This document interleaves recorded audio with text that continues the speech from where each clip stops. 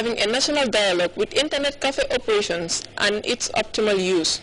The internet cafe is still a place where also, as you know, with the IC Act of 2009, there are issues of also data protection because more and more services are being accessed. For example, people are applying for visas and other things, mostly through the internet cafes. So all these issues, as the role of the internet cafe evolves within our society, the regulation also must catch up. And this forum today, whilst it's the first one, I hope that it will also be a regular event where your interests can actually, you would have a place, a platform, where you can actually voice your interests and also use Pura to interact with your ISPs, for example, in terms of, because you are also clients to your own ISPs. So Pura can also help you in that respect. So there are quality of service issues that perhaps you may want to voice out that you can use Pura to address as well. The Public Utilities and Regulatory Authority is mandated by the Constitution to ensure the information society is regulated and make sure that sanity and decency are the buzzwords when it comes to the use of internet. The role of the cyber cafes is very key and is very important in trying to use ICT to enhance socio-economic development. But then in trying to perform or carry out their duties, I think the important thing also on their side is that it should be done responsibly. I'm not saying that others are not, the cyber cafes are not doing their work responsibly, but then we need to be aware of our environment, our culture, so that the cyber cafe is not used as a platform to do certain things that are not in line with the laws and also with the culture of our country. PIA is also tasked with the responsibility of overseeing the optimal use of the internet by all users, whether from institutions or individuals, as far as the Gambia is concerned. Ominjai, GRTS. There will be a series of live firing exercises by Recruit Intake 338 at Lance Corporal Bojan Range in Brukama from Thursday 12th to Sunday 15th September 2013. A news release from Defense Headquarters states that the exercises are meant to assess the recruits' weapons handling techniques, individual marksmanship, as well as introduce them to military life and skills. The general public, especially those residing around the range and its satellite villages, the dispatch adds, are therefore advised to avoid the designated area during the exercises. The cooperation of the general public is here highly solicited, the release ends. The President's C4 farm recently turned into a hive of activity as members of the Gambia Civil Aviation Association descended on the field to plant trees. The volunteers, as Bubasisi reports, were seeking to complement President Jammeh's efforts at reforestation. Members of the Gambia Civil Aviation Authority Staff Association planted about 300 palm tree seedlings on the President's farm here in C4.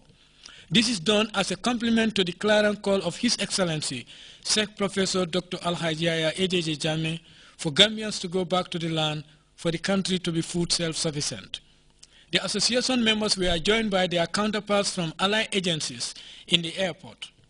This is a clear manifestation of our commitment to fully rally behind His Excellency's clarion call for Gambians to go back to the land. If you look at the atmosphere, is not very, very suitable today. A lot of rain. We have braced this rain. We have braced the thunder here. It shows the commitment of not only the staff of GCAA, but the management, of course, under the leadership of the Director General Abdullah Ibrahim Jammeh, who has given us all the necessary support for us to be here. And of course, the entire staff of the Gambia Civil Aviation Authority. And this is not only a civil aviation thing. We have allied agencies in the airport. We have the task force. We have concessionaires and tenants in the airport who have found the need to join us, to lend a hand to us as we support the President. We like saying support the President, but we are supporting ourselves, because whatever the President has in this farm goes back to Gambians. Fali Jammeh is an executive member of the staff of the Gambia Civil Aviation Authority. We are not only limited to the office work, but at the same time we can greatly contribute to the development of this country. This is a better example, and our President is our motivation. This is showing us that in a little run, we believe we might be food self-sufficient, because most of us might not have the opportunity to come to the farm or even see farms. But with this confidence bestowed on us and the President being our motivation, we are on the farm today, doing it practically, and we have a lot of confidence that this may be our own return. The second chairperson of the Staff Association, Elizabeth Baji Jata, stressed the importance of farming, noting that the proceeds derived from President Jammeh's farms are plowed back to Gambians, especially in the health and education sectors. Today we're supposed to be cooking at home, but we knew that this is important. We're not only doing it for the people of civil aviation, but we're doing it for the Gambia at large, for the whole nation at large. The farm manager, Bakar Sane, expressed gratitude to members of the Staff Association of GCAA for their support and commended the youth in their massive participation in farming this time around. For me, anytime I see young people, participating in farming activities, I feel good, because I believe they are the people who will take the leadership tomorrow. So anytime I see young people participating, definitely I feel very happy. The big man all along was thanking the women. But for this year, definitely, as far as I'm concerned, I'm seeing a big participation in terms of youth involvement in farming. So I want to appeal to them to continue doing it.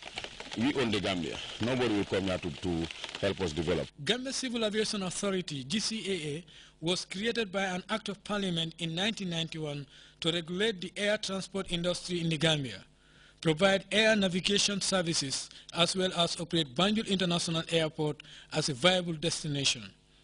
The staff of this organization are cognizant of the fact that these three main services must not be compromised, but they felt the need to lend a hand in farming, believing that if every Gambian goes back to the land, solely in no far distant future, the country will be food self-sufficient. Buba SMCC, GRTS. We now take our first break. The news continues right after.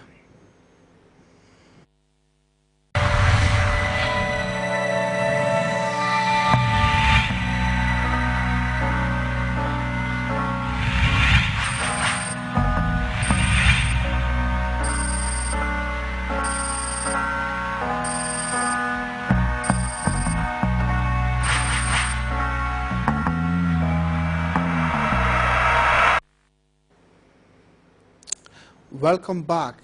U.S. President Barack Obama has pressed the pause button on the military action against Syria and is giving diplomacy another chance. In a televised speech on Monday, the president announced that he has asked Congress to delay any vote on a military strike. It's now up to U.S. Secretary of State John Kerry and his Russian counterpart to make Moscow's plan of disarming Syria of chemical weapons actually work. The White House is well aware of polls suggesting the American public is wary of war and support for military action is lukewarm at best inside Congress. We have more in this report. Tuesday night, President Obama told Americans why his administration is certain Syrian President Bashar al-Assad's regime is responsible for a sarin gas attack the U.S. government says killed more than 1,400 civilians. In the days leading up to August 21st, we know that Assad's chemical weapons personnel prepared for an attack near an area where they mix sarin gas. They distributed gas masks to their troops. Then they fired rockets from a regime-controlled area into 11 neighborhoods that the regime has been trying to wipe clear of opposition forces.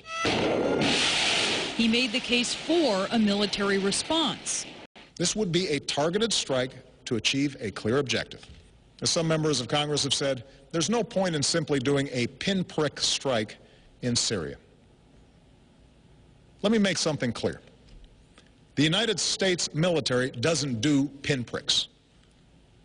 Even a limited strike will send a message to Assad that no other nation can deliver.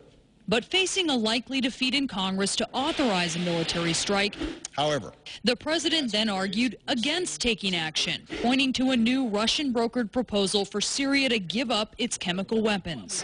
I have therefore asked the leaders of Congress to postpone a vote to authorize the use of force while we pursue this diplomatic path. It's an extraordinary turn of events. The policy of U.S. involvement in Syria's civil war began with one reportedly off-the-cuff remark President Obama made more than a year ago. A red line for us is we start saying a whole bunch of chemical weapons moving around or being utilized. And it has unexpectedly turned on what appears to be another. Is there anything at this point that his government could do or offer